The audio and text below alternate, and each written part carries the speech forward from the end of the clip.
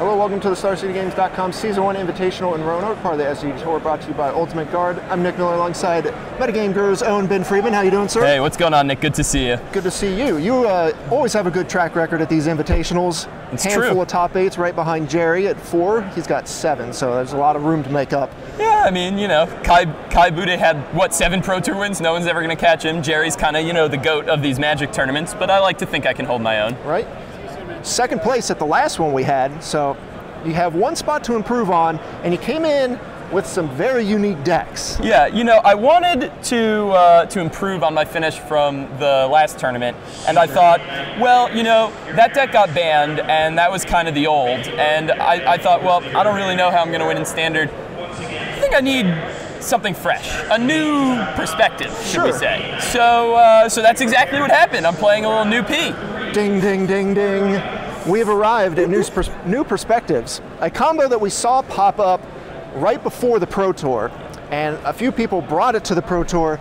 Unfortunately, Aetherworks Marvel was legal in that format and just kind of made a joke of this deck. Yeah, so I actually lost to former world champion Makihito Mihara playing this deck, and I was playing Aetherworks Marvel at that tournament, and you know, obviously very polite Mr. Mihara is, you know, very carefully counting all his mana and proceeding to, you know, nut draw me or whatever. I'm like, wow, this deck is a lot of fun, and you know, very courteous. We were in the 1 and 4 bracket or whatever, so we weren't really live for anything. But I thought, well, I don't think that this deck really has what it takes to compete when Marvel is in the format, because Marvel just does what this does better.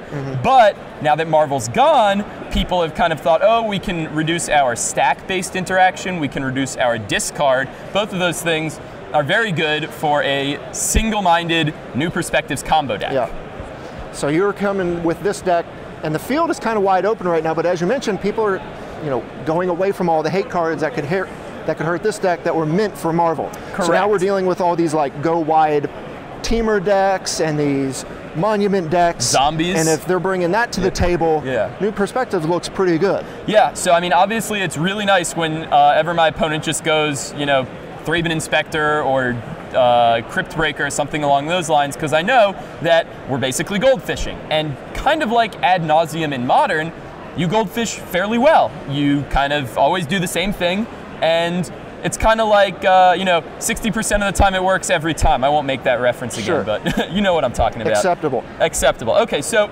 let's, I guess, get into the guts of how it operates, right? So that's the question here, because we see all these random cards strewn around the table. Draft chaff, like good card in draft, medium card in draft. So we'll talk about all of these cards. I don't even want to touch on their playability in Limited. That's for you to know. But we've got New Perspectives surrounded by all these cards. We're going to go over Vizier of Tumbling Sands, Sheffet Monitor, Weirding Wood, and then of course Shadow of the Grave. Shadow of the Grave combos with Rise of the Second Suns. All these cards, well, how does this work? Okay, so here's the deal. Basically, the deck wants to play, you know, 2-3 lands. Ideally, on turn 3, you cast one of your land enchantments. That's going to be your Weirding Woods, or I have one Gift of Paradise as a 5th Weirding Wood, just because it's so key to allow you to go off when you play that. That acceleration lets you jump up a turn, and you know, are able to actually play your turn 5 New Perspectives and then proceed to combo off. So ideally, you're going like a Weirding Wood on turn 3 or turn 4. You can break your Clue. If you play it on turn 4, then you get the extra mana to break the Clue. And then on turn 5, we're going off. We cast our New Perspectives. Let's say our opponent did nothing. Great. Or they tap out for Gideon. Yeah, tremendous, tremendous. Okay, great. So the New Perspectives comes into play. We draw 3 cards. Let's say now we have 7 or 8 cards in hand. We start cycling. We're going to start churning through our Sweltering Suns, Haze of Pollen, Censor, all that stuff. All the cycling lands from the cycling lands, yeah, Fetid Pools, Sheltered Thicket, you know, Canyon Slough, etc. Then we start actually making our deck happen by cycling Sheffet Monitors, which generate you 1 additional mana by finding one of your basic lands untapped, and Vizier of Tumbling Sands, which generate you 1 additional mana if you don't have a Weirding Wood in play, or 2, they become Dark Rituals if you have a Weirding Wood in play. Right. And they cycle. So generally, you know, you've landed the New Perspectives, you start cycling, you get, you know, 3 or 4 extra lands in play from your monitors, you get, you know, 2 or 3 extra untaps with Vizier, and now it's time to cast Shadow of the Grave. Shadow of the Grave is kind of like a Yawgmoth's Will here for those of you who were playing in 1999, and it just brings them all back. and then we're just going to start over again, cycle, cycle, cycle, untap. You can generally, so a Shadow of the Grave with 3 or 4 Vizier of Tumbling Sands equals +4 or +6 mana even, and you cast that 2 or 3 times. You draw your entire deck at this point, and you get +14 mana eventually, and then you cast this doozy 2 times, 2 of them. And when the second sun rises, usually you win. You win the game. That's right. Ta-da! Ta-da! Combo! Right.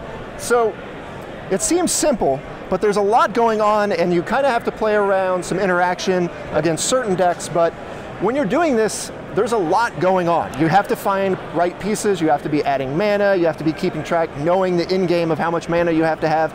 You know, I just watched you win a match against a person who was tapped out with nothing they could do, but it still took a good 5 or so minutes for you to like find everything and assemble the lines. What are the lines that kind of you have to know to identify, and what are the things you could mess up while you're doing this? Right, okay, so the things that you can mess up are drawing too many cards, just getting excited. You know, you have all these cycling lands and you just start cycling and you just draw a lot of cards, and then you cast Shadow of the Grave and you just keep doing it, right?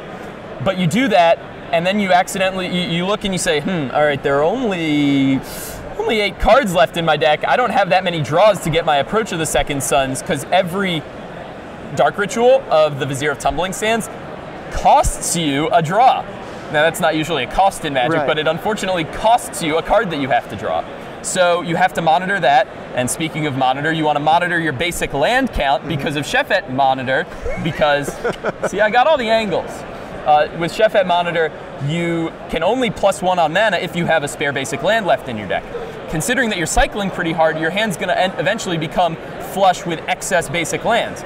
So, you know, it's a balance of, well, the basic lands come in untapped, the basic lands work with Shefet Monitor, the cycling lands actually churn through your deck. You have to really balance those out and, you know, make sure, well, sequencing my lands correctly in the early game to make sure that I have the right number of lands out, enough mana to cast the new perspectives, but I don't play out too many basic lands, or I don't cycle too hard into basic lands, thus rendering my Shefet Monitors null and void, essentially. Right. So you need to make sure you're using the monitors early in the chain so you get the lands out of them. And then from there, you should be able to produce enough mana to make the combo work. Correct. Once you start, you get some Shefet Monitor lands out, you've thinned your deck out of basics, you're very rich, very high density of Vizier of Tumbling Sands, you can generally get everything together. You also, incidentally, have Traverse the Ulvenwald, which is really nice at finding you Vizier of Tumbling Sands while you're comboing off, because you usually want to get all 4 in your hand so that your Shadow of the Graves become +6 mana rather than just a +2 or +4 mana. Do not burn